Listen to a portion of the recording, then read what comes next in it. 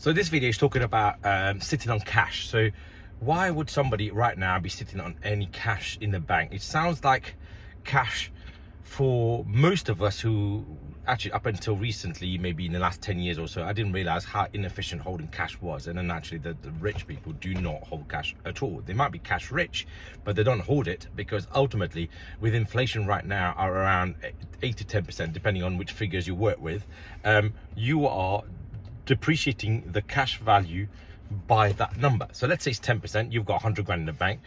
Next year you still have 100 grand in the bank, but guess what? Your 100 grand can only buy 90,000 pounds worth of asset, in our case, for example, properties.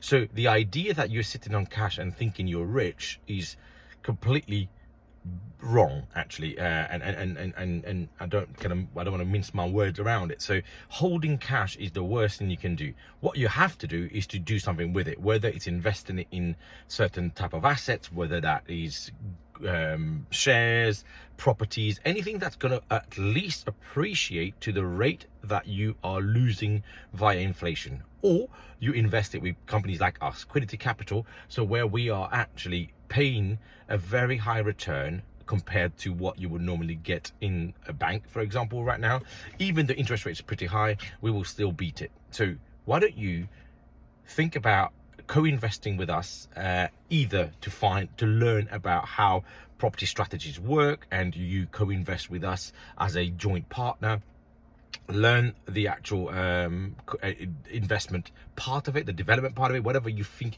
you want to learn. If it's to do with title splitting, buying multi-unit freehold blocks, the best way you can learn it is to work with me and actually see me go through the process of finding those blocks, buying them, refinancing them, renovating, refinancing them, and then taking the money out. So my plea to you guys is, if you have got at least, you know, what, 100,000 pound or more, get in touch. And if you are thinking about co-investing, get in touch. Or there's a silent partner way as well. So there's multiple ways you can actually grow your money over the next 5 years or so, and that is to invest it in higher yielding property or products that you can find in the market. What you shouldn't be doing is to leave it in the bank on a current account and then thinking that you are wealthy. You're not. You're going to lose that value is going to keep depreciating over time.